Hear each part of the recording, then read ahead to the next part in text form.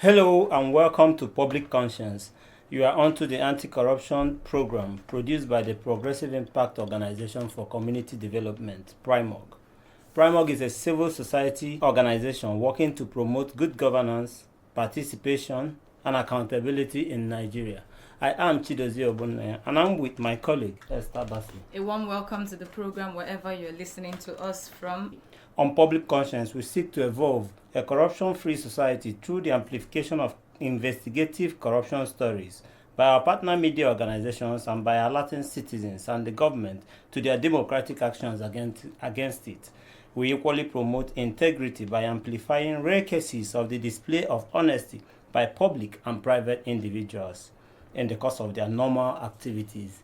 We appreciate the MacArthur Foundation for supporting the production of this program. In today's program, we will continue our special series of entrenching accountability and integrity as a culture in Nigeria's public service. In our previous episodes, integrity icons Professor Magdalene Igbolo, who is the head of the sociology department at the University of Abuja, and Nwenli Naomi Abu, an assistant chief state counsel of the Ministry of Justice in Gombe State, joined us to talk about the challenges of public servants in displaying integrity on their job. And today, we will be joined by another integrity icon to discuss how accountability and integrity can be entrenched more in Nigeria's public service. We will also be joined by Accountability Lab Nigeria, a non-governmental organization that advocates for integrity in the public service. Let me inform you that at PRIMOG, we are passionate about people who display integrity and we always endeavor to amplify their good deeds. For you out there, do you know that no society progresses as it should without the people being accountable and upright to a large extent? Meaning that you have a responsibility to be upright and do things right, even when no one is watching. What must we do as citizens to encourage integrity lifestyle in our little corners and in the public sector? How do you think the incoming federal government and state governments can better fight public sector corruption? And how ready are you to demand accountability from the government going forward? And be ready to join us through phone and text messages during this conversation. The WhatsApp phone line to send your message is 0902 265 6167. That is 0902 265 6167. Please indicate your name and your location when sending your message. This number is for messages only. Please begin to send your messages as soon as possible to 090 2265 6167. And that is 090 2265 6167. We will give out the numbers to call shortly. If you just joined us, this is a continuation of our special series of entrenching accountability and integrity as a culture in Nigeria's public service. And from Adamawa State, we will be joined shortly via the phone by an outstanding public servant, Ibrahim Musa Karfi. Let me tell you a little bit about Ibrahim Musa Karfi. Ibrahim Musa Karfi is described as a man who places high value of integrity on integrity. He has been nominated as an ambassador for integrity by the National Orientation Agency and was also Accountability Lab Nigeria's Integrity Icon of 2021. Karfi is a former chairman of the Amalgamated Union of Public Corporations, Civil Service, Technical and Recreational Services Employees. Also joining us in this program to expand this conversation is the communications lead at the Accountability Lab Nigeria, Mukhtar Suleiman. Thank you so much for joining us. Thank you so much for having me. But let's start off with Ibrahim Karfi Musa, who joins us from Adamawa. Thank you so much for joining us. Good morning, comrade. All right, we are glad you could join us from Adamawa today, and you are known for being patriotic and upholding the principles of justice with a high pedigree of integrity. Hence, it earned you Integrity Icon in 2021. Walk us through your motivation in choosing to be a person of integrity, and how has your lifestyle changed people around you? I am more grateful for having me this morning on this live phone-in program. Yeah, I was an integrity icon in 2021, and I'm equally happy that yes, I was chosen to be one of the recipients of this award. Honestly, it's a kind of encouragement for people to do the right thing. Because when you are chosen among your people that you be recognized as one of the people that are doing the right thing, it actually encourages you to continue doing the right thing. And I am happy that what we've been doing for long has been recognized by accountability, like which also sends signal to our colleagues in office that if you do the right thing at the right time, whether you are being watched or not, you have a feeling and sense of the feeling that yes, one day somebody somewhere may recognize what you are doing, and that recognition equally sends signal to other people to continue doing the right thing. At the end of the day, you find a situation whereby people will cultivate the habit of doing the right thing, knowing quite well that it will be recognized one day by somebody or a body that will recognize their action. But can we say you didn't touch on your motivation for doing the right thing, which can inspire people out there? Yeah, doing the right thing comes from various motivations. First, I consider family values, training, and morals that people get right from the time they are children. Because family will always teach you these are the do's and don'ts of the family. As you grow up, it becomes the responsibility of the society. As you internalize those values, you start developing role models. Who are you think are your role models? That's one thing that I always remember, which most of the time I always think, how do we even bring it back to our children now? There's what we call folk tales when we're children. You'll be hearing, we all men will be telling you a lot of tales, during which your minds will be developed to choose who and who will be your role model, because they always teach you in line with the values of and most of the society. Honestly, I could remember when we were kids. Our parents took us for excursion, and there was a time that they took us to Tafa Balewa Trump when we were children. There, children always ask questions. We were asking about who is Baba Tafa Balewa, what did he do? So they were showing us some of the only items which were his belongings at the time of his death as Prime Minister of Nigeria. So they were showing us just you see small television, his cap, one big Baba shirt, and some little items that done about 2 or 3 wristwatches. And I thought that these were the only things he had involved when he died as a Prime Minister of Nigeria. So I was comprehending it. When I was looking with what is happening now, you see a person holding a small office, amassing well as if the war is not going to come to an end. What do you think is lacking now in this age and time? Honestly, one, there's lack of moral values. People don't cherish some people don't respect integrity in the sense that they don't see integrity as something that they value. People are somewhat engaged in materialism, and the laws that are supposed to be checkmating those kind of excesses and those kind of flaws, blocking the leakages. The law is also somehow silent, I can say, too lenient on people that are committing this kind of atrocities. Okay, the focus is on you and your lifestyle, the lifestyle you've chosen. My colleague here, Esther, will ask you something about that. Okay, so as a union leader, you were said to have refused millions of naira to change shifts or to change or shift ground on an industrial action your union embarked on. How tough was that decision for you? Yeah, honestly, it was very tough, but when something doesn't belong to you, it doesn't belong to you. As a union leader, because I'm still the chairman of my office, chairman of my branch, Corporate Affairs Commission, OPTA. Are you still the chairman? I'm still the chairman. Okay.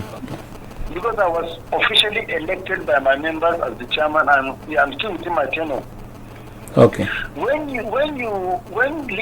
members elect you for a purpose, you make promises to them.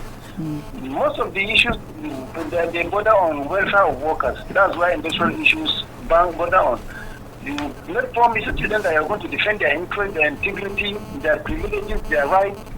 But in a situation whereby you compromise, what I want people to realize is that it's not only just Corporate Affairs Commission or just a staff. Wherever you are as a leader, you are representing different levels. You are representing your family, you are representing your state, your local government, everybody you had contact with in the course of their growth. So primary school, secondary school, you are representing them. So when you make promises, and it is clear that these things that you are looking for your members are within the bounds of law, and somebody is trying to use money for you to compromise those values and accept. When you accept those money, you can't have that money and then have the right and privilege of a member guaranteed. Okay, so are you there? Yeah, I'm there. I decided to stand my ground because I know I have an integrity to protect, and I need to have a family name to protect. I don't want to leave a bad legacy for my family or for my union. But I'm sure that it's not everyone that would agree with you. I mean, what was the reactions from your friends and associates after rejecting millions of naira? What did they say to you? No, as a leader, you have to convince your members on why you should stand firm and fight for your right, no matter what advantage they make for you.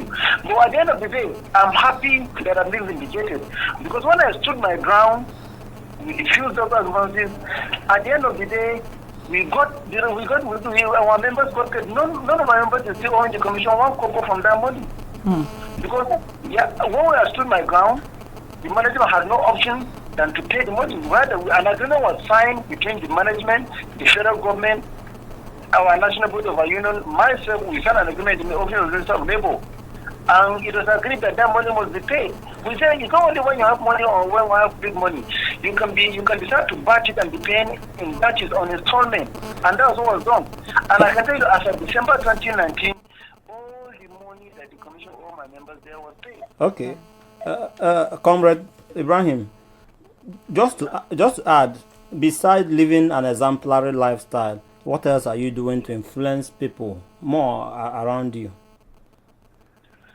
So one thing is that, when you talk about integrity, you are talking about being honest, or showing consistency and uncompromising adherence to strong moral values and ethical principles. Absolutely. If you do that, you are serving as an example to people. Let me give you an example. When we were transferred from office on 21st January 2021, me and my comrades and all those that are supporting us, because of the kind of leadership we are providing to them, they became so confident that despite the hardships and challenges they are facing, they stood solidly behind me. Okay. Because they knew we have a target, and by God, we were going to attain that target. Okay, because of our time, we'll run a little bit faster.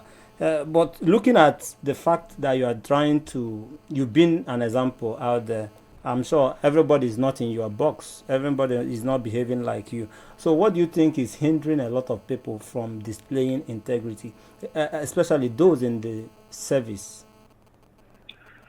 Honestly, as I started telling before, one issue that makes people to compromise or be driven by materialism. One, there's a problem of lack of good packages for workers. There's lack of good packages. The salaries are not enough. There's no provision for affordable housing for workers.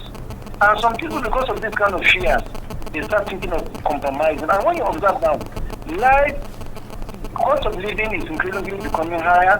Salaries are not being increased. Even when they increase salaries, implementation becomes a problem. Federal government will be fighting with the workers.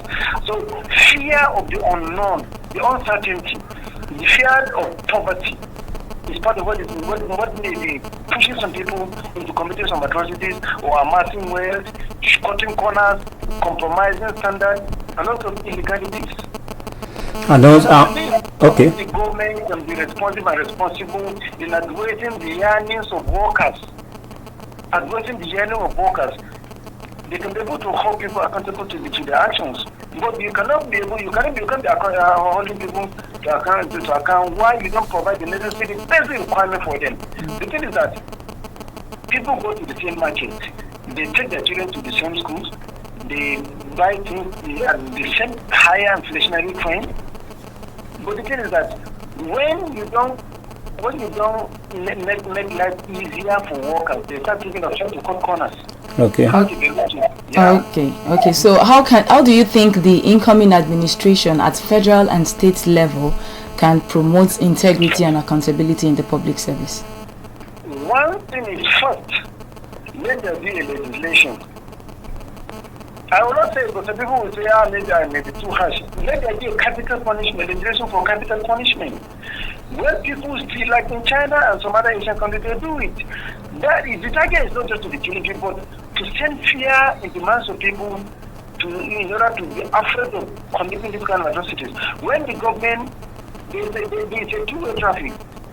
From one angle, the government is supposed to ensure there's a legislation and then provide good packages for workers that will not allow people to easily sell their integrity or can say a compromise.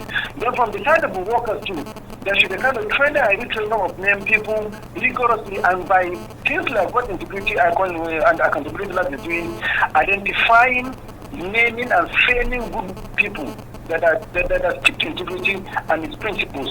When this thing is done, it will encourage people. Let there be a kind of revolution, or like I say, change in even the curriculum of students right from nursery, primary, secondary, school, and universities. Let there be a kind of inclusion of integrity as part of the basic principles of foundational training for people in the society. When this is done and the curriculum is developed on that, people are being trained to develop this kind of principle and integrity, and the government is recognizing, naming and framing and telling you it's going to go a long way in encouraging people to develop integrity and start doing the right thing, whether somebody is watching them or not. Absolute brilliant contribution and submission from you, Comrade Ibrahim Musa Krefi. We must thank you so much, and we have to leave it there. Thank you so much for joining us with your perspective and what you have done as a person of integrity. Thank you. It's my pleasure. I'm most grateful. All right.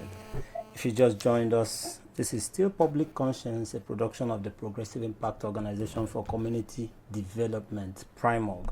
And we just finished ended our conversation with Comrade Ibrahim Musa Krefi. He is the chairman of the Amalgamated Union of Public Corporations, Civil Service, Technical and Recreational Service Employees. He's also an integrity icon of 2021. I'm back in the studio. I still have Mukhtar Suleiman, communications lead at Accountability Lab Nigeria. Thank you so much for staying with us. Thank you very much for having me. All right. He ended up by talking about teaching integrity, values, enshrining it in our daily, educational system in school. Maybe we'll start off from there, because I know that Accountability Lab did a lot with the National Integrity Value. The National Ethics and Integrity Policy. Ethics and Integrity Policy, yes. Yeah. Give us a heads up on what has gone down with that. Are we making any form of progress? Yes, actually we are. One of the beauty of the National Ethics and Integrity Policy is that it's not a policy for just one arm or stakeholder or anybody. It's for everybody entirely in its entirety. The concept of what ethics and integrity should be in the Nigerian space should be defined squarely by Nigerians based on cultural norms, which of course we should allow to evolve and grow over time, because changing times requires more stringent measures and changing approaches. So what we're doing is we're trying as much as possible to see how we can demystify the complexities of a policy. We all know how policies can be with the whole jargons that go into it. So what we're trying to tell Nigerians is that it is not the thou and thy and whatnot that we're always saying, but we're just saying ensure that you're truthful to yourself and to posterity as you carry out actions of today. So we've been doing a lot of social media campaign, an online campaign on that, demystifying the tenets of it, creating very short social media messages around what the National Ethics and Integrity Policy is, and we also currently just finished working on the policy brief. Although we're going to be engaging the president-elect when he assumes office, on what those tenets are and how he should ensure that the entirety of his government going forward should circle around At the ethics and subnational, integrity. Yeah. at the subnational, are you making any inroads? Well, of course, we would eventually, but if you want to start something, you start at the helm of affairs first. So if it's not a sprint, it's a marathon. We know that as we start with the Office of the President, we're going to continue. It's not just there, it's going to go to the Secretary General of the Federation, whoever that would be, and also go to the head of the civil service as well. Whosoever that will be, if this current person will continue, there will be a new appointment, and also we'll keep moving it down to gubernatorial levels, local government levels, just to ensure, like I said, it's a marathon, not a sprint.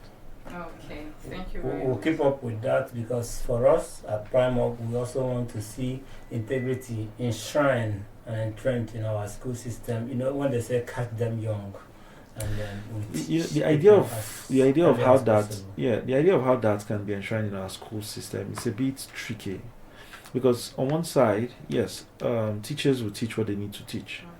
But then we'll still go back to that former old cliche adage that says charity begins at home. So while it sounds like a cliche, the reason it's a cliche is because it is true and because it works. That's how something becomes a cliche. Yeah. So I think parents need to take an inward look as to how they want their children to be. And then the idea, for me, is a personal opinion anyway, the idea that integrity or icon of values are defined by individualistic worldview is wrong. I think we need to understand that social agreements matter. So you might have an individualistic worldview that it is okay to punch somebody that insults you, for example. Well, that doesn't really make the world a good place, does it? So what are the best ways to seek redress? Because one of the beauty of the justice system, for example, and how it should function, even if it is not the national justice system, I mean justice in its entirety, is that it should exonerate a victim from the responsibility of having to seek revenge.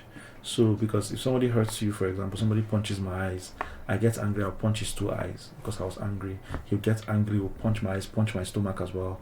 I get angry, I carry a knife, I stab him. He gets angry, brings a gun and shoots me, shoots my family.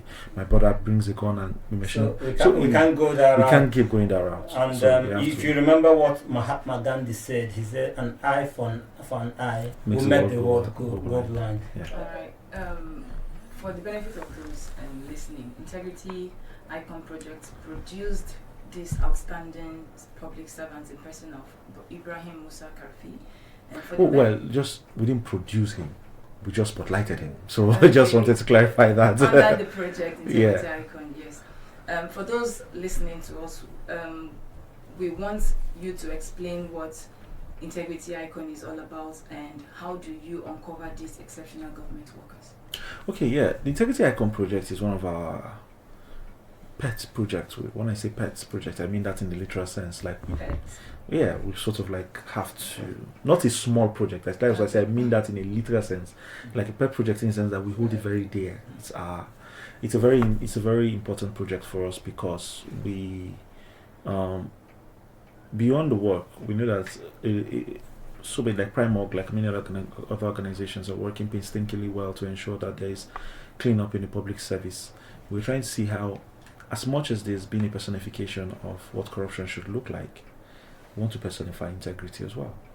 Because in order for you to set up a chain reaction that ensures that a system can change, you have to go back to Newton's law that says that equal and opposite reaction. Sure.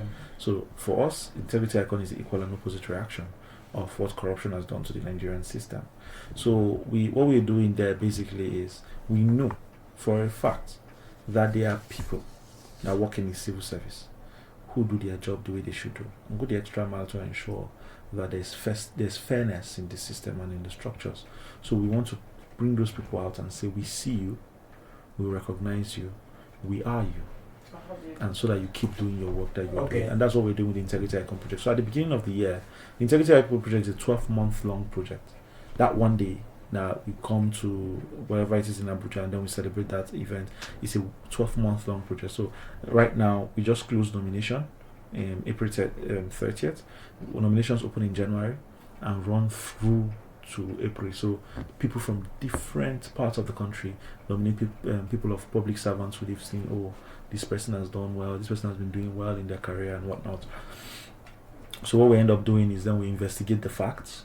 We send facts checkers to go boots on ground in those places, ask other people, do their own investigation to corroborate whatever nomination has been made. We call the persons who were nominated, we talk to them, we get their insight. We do this at different level and different stages. So just to ensure that there is also integrity in our own process as well, in how we select these people. So from there, it moves on to the phase where we go to interview them physically. And then from interviewing them physically, then we come back again, we look at the facts, and then we end up narrowing it down to 5 icons in the year, and then we bring them to Abuja. I must commend Integrity Accountability Lab for the painstaking effort and the thorough, process you go through to be able to sieve and bring out some of these shining stars, shining light in our society. I do believe, and you also agree with me, that there's a lot to be done by the incoming administration when it comes to fighting corruption, the mode of fighting corruption, and encouraging integrity in the system. So when we come back after this time, you will just touch on it and we'll just deliberate more on that. But just to say that Primark also hit the street to find out from Nigerians how they think the incoming administration can fight corruption better. Take a listen. Voices against corruption. Let the people speak. Hello and welcome to Primark's public feedback series on corruption, called Voices Against Corruption. And we ask, how well do you think the incoming administration can better fight corruption in Nigeria? First of all, they should shun tribalism. The administration that is coming should not look at, like what happened in the current administration we are in now. We've seen that the administration is tribalistic, ethnocentric. So if the administration that is coming in can now fight the corruption, it must have to shun all forms of tribalism. It should not say this person is from my region, from my land, from my this. So if he actually want to do that, I believe that the administration will go with we see the effectiveness of this administration, and we see that everything will be changed drastically. Actually, the major focus in Nigeria, or the problem we have, is this corruption. So I would advise him to fight corruption. Number one, people looting our money up and down. Then the second one is how to block the channels of where they are getting access to loot the money. So I will advise him to fight corruption, because without fighting corruption, nothing can work in this country. First of all is our electoral system. Because if you keep on getting those who are not qualified to be our leaders, and they keep being our leaders, we'll keep having the same problem. Our electoral system should be able to do, like we thought the last election, they'll be able to do what they say they promised to do. If they had done it, of course, I'm sure we'll have the right people in leadership. And then if that is done, that's the first foundation, that's the basics. Everything can be handled. I don't think there's any government that can fight for corruption and succeed, because everybody wants to become richer and richer. You have 10 billion naira, 100 billion naira in your home. Then I have 1 naira. I'm working towards having more than what you have in your house. Then how do I make the money? How much is my income? So corruption has come to stay in Nigeria. I pray it will stop, but I don't think that any government will stop it. Well, fighting corruption in Nigeria should be holistic. First and foremost, those that are in place of authority should first of all purge themselves of corruption. When you purge yourself of corruption, then it will trickle down. So that is where you started from. The incoming administration should not be coming to come and fight corruption at all.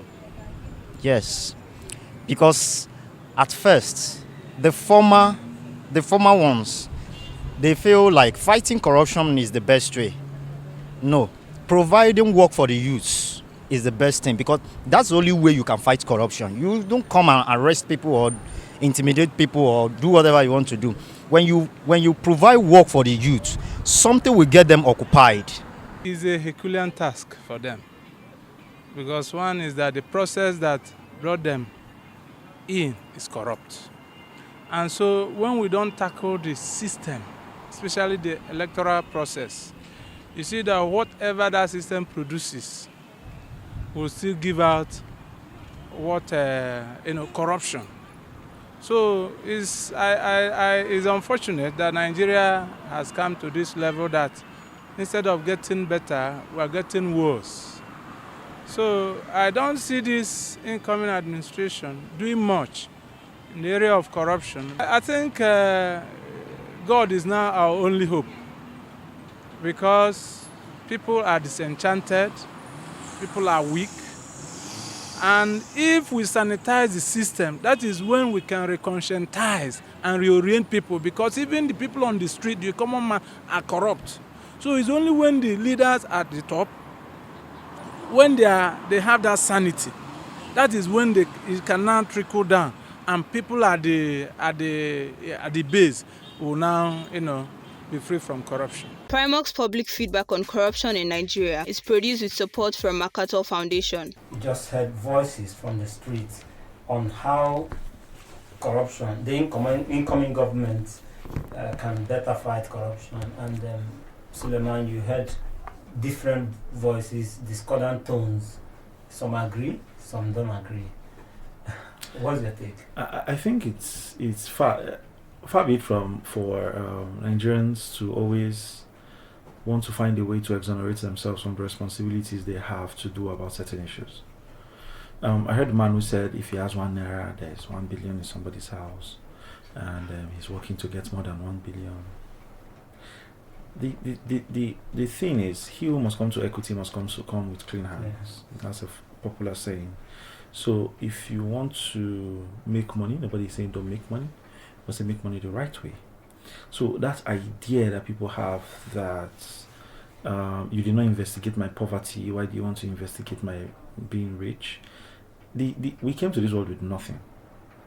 That's the default state. Forget about going back. The default state is that we came with nothing, except that our parents did so well that they left something for us. But if one day you wake up in the morning and suddenly I'm seeing you with a Benz, especially in this age of social media, where it's so easy for information to travel and people are getting more and more accustomed to how people live across the river or across the ocean in other places, it's sort of, and I know that we're doing the same job, me and you. To the best of my knowledge is the range of how much they should be paying you.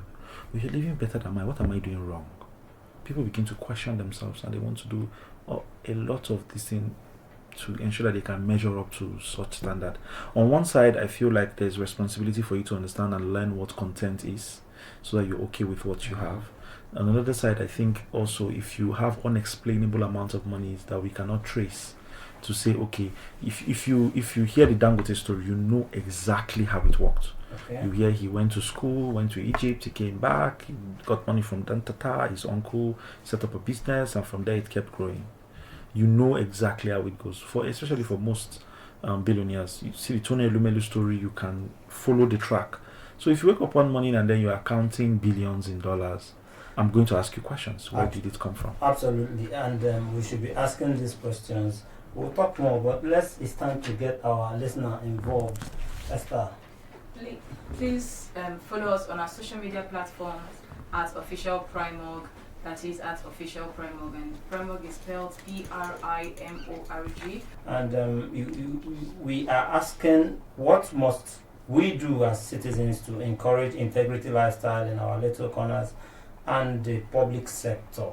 Do you know that some Nigerians are still displaying integrity in public and private spaces?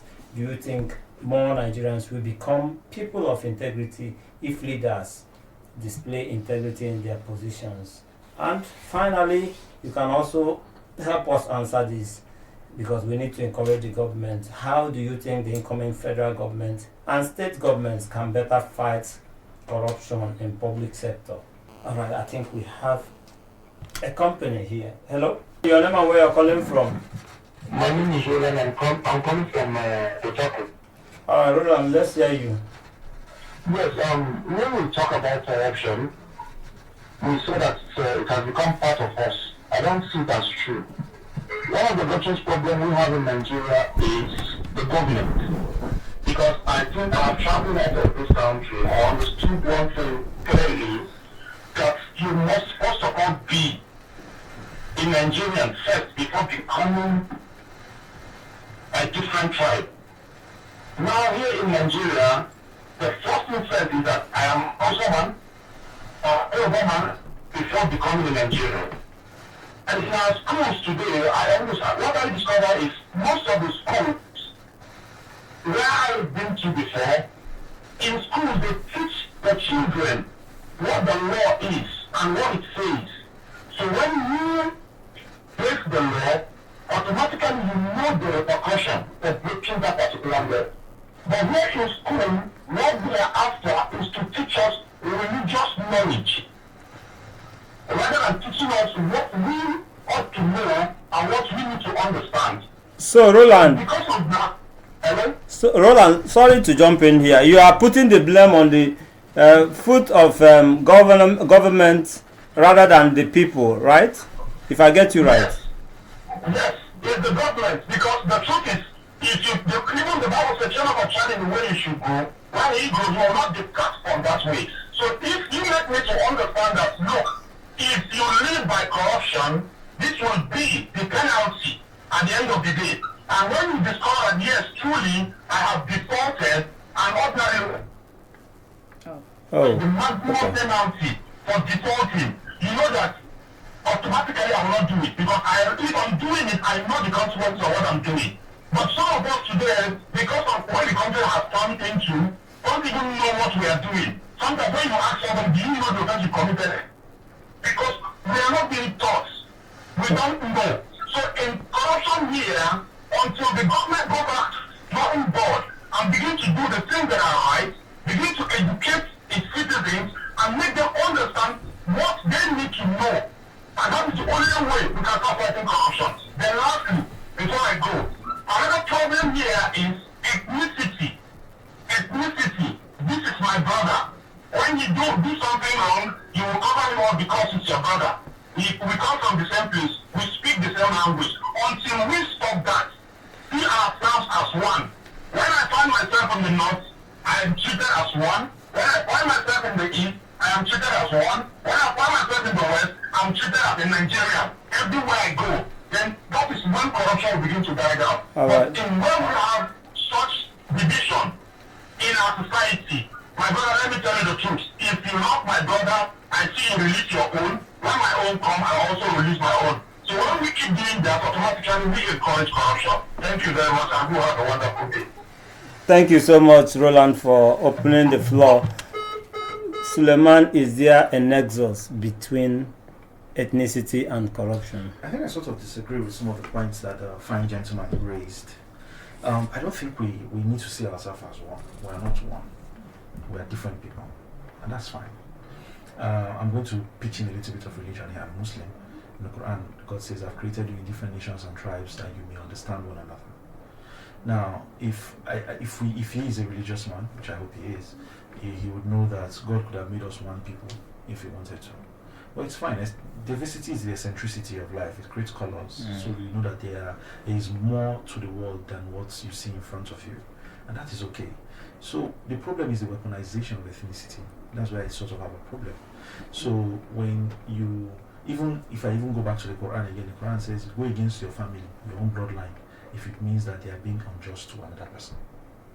So that's what my own personal religion teaches me. So I feel like if we recognize that thing that makes us different, the fact that we have different religions, different tribes, but then we respect the tenets of integrity and of ethics and integrity in how we operate, irrespective of whether you are from the north, from the south, from the east, or from the west, we are going to still live very fine as a country. Because even if you leave Nigeria, for example, the fine man said he has traveled. I've also been fortunate to travel. There's always something that separates people everywhere. You go to the US, if you're not Hispanic, you are white, or you are black, or you are Caucasian, or you are Cuban, you are African. If you go to anywhere else you go to, there's always going to be a line that differentiates people. If it's not a socioeconomic line about rich and poor and middle class, it will be a sociocultural line about what tribe or what religion you belong to.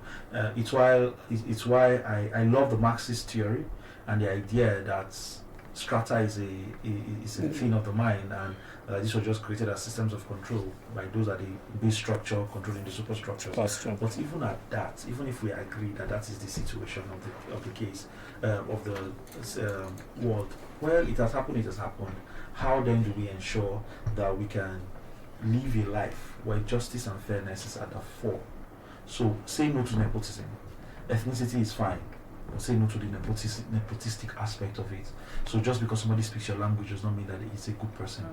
There's no tribe or race that has the monopoly of violence or the monopoly of bad people. There's bad people across everywhere. Okay. Even the people who we thought were bad people sometimes thought themselves to be good people. Okay. If there's a book called The Other Side of Hitler, he's an amazing father, an amazing husband. But then there's the Hitler that we all know that people don't want to hear about. We can still take more calls. Hello? Hello? Your name and where you're calling from? Okay, actually been hearing a lot about fighting corruption. Yes, that's the question I wanted to ask you. How do you think the incoming federal government and state governments can better fight public sector corruption? Yes, sir. From the little I understand and from my view, I want to point out these things. Because looking at it from the first place, the incoming administration, I'm not trying to condemn anything about him, though. But the system through which he is coming in is already having question marks. So if Nigerians, if the leaders would keep coming in the illegal way to rule, there's no any means of them fighting corruption while the corruption was set up by them. It is set up by them, and then they will know to. But thank you. I think your point is well. You've made your point. All right. Thank you so much for joining us. Let's continue with Mukhtar and Isidia here. Great. So there will be a new administration in no time. Let's say about 19 days from today. What do you think should be the next administration approach to anti-corruption fight, and how can citizens participate, to make it better? There's an article I have coming up very soon. I think it will be published on Daily Trust a day after the handing over, which is beyond the elections. What next?